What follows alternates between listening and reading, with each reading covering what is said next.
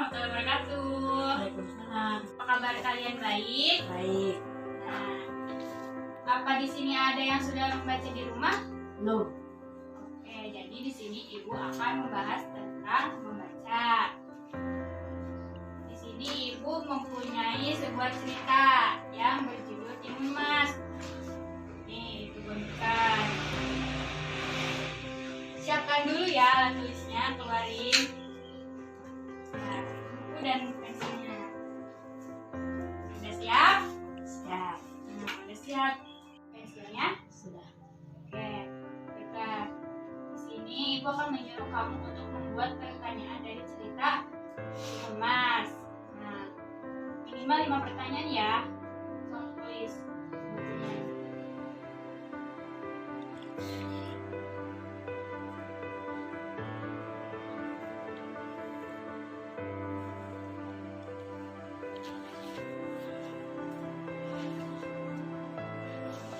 Jadi, untuk mencari jawaban yang kamu buat dari pertanyaan ini, kita harus membaca terlebih dahulu.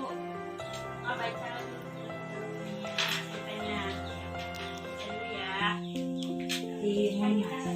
Timun Mas bercerita tentang seorang wanita tua bernama Mbok Samit yang hidup sendiri di tengah hutan. Ia begitu kesepian dan ingin memiliki anak. Suatu hari saat berdoa memiliki anak, dan ada raksasa yang lewat dan mendengarnya. Ia lalu berkata akan mengabulkan permintaan Mbok Sarmi dengan sebuah syarat. Tapi ada syaratnya. Nanti saat dia berusia 6 tahun, aku akan menjemputnya dan mengantarnya. Jadi, uruslah dia dengan baik-baik, kata raksasa itu. Mbok Sami tak punya pilihan dan setuju. Raksasa lalu memberikan segenggaman biji timun dan meminta Mbok Sami untuk menanamnya. Beberapa bulan kemudian, timun-timun itu tumbuh subur. Mbok Sami lalu melihat seorang bayi perempuan cantik di dalam salah satu timun yang berwarna emas. Bayi itu lalu digendongnya, diberi nama Timun Mas.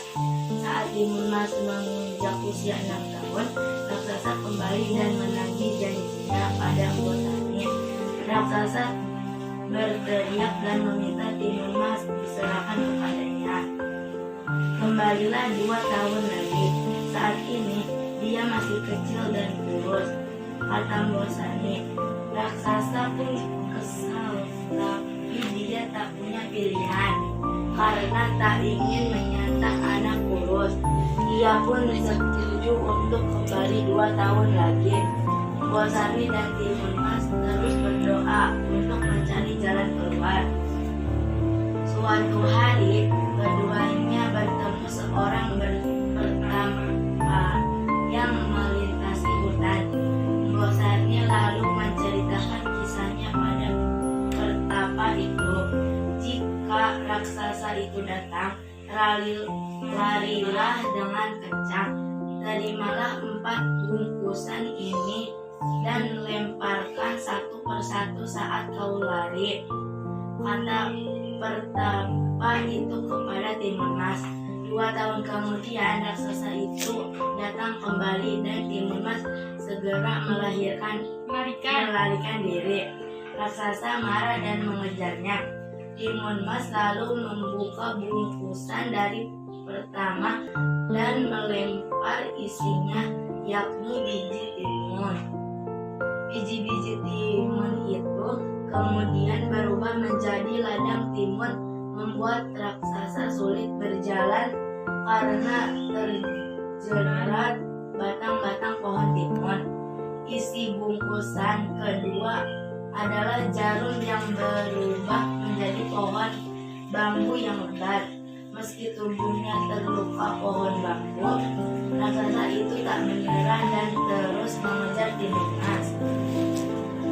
Panik, Timun Mas lalu melemparkan isi bungkusan yang ketiga berisi garam. Garam itu lalu berubah menjadi lautan yang luas. Raksasa tak menyerah dan berhasil menyeberangi sungai. Timun Mas akhirnya melemparkan isi bungkusan terakhir yang berisi terasi. Terasi lalu berubah menjadi lautan lumpur panas yang membuat raksasa terperosok dan tidak mampu mengejar Timun Mas. "Aduh, panas-panas!" teriak raksasa. Timun Mas pun berlari dan kembali ke rumahnya. Sejak saat itu, raksasa tidak pernah lagi muncul dan mengganggu hidup Timun Mas dan bosannya. Timun Mas merupakan cerita rakyat yang berasal dari Jawa Tengah. Bunda, dari cerita ini si kecil dapat belajar untuk berani dan tidak takut menghadapi kejahatan. Saya membacanya. Coba kita jawab pertanyaan yang tadi kamu buat. Yang pertama, apa judul cerita tadi? Timun Mas. Yang kedua, berasal dari manakah cerita Timun Mas? Jawa Tengah. Yang ketiga, Siapa nama wanita tua yang ada pada cerita tersebut? Bosan.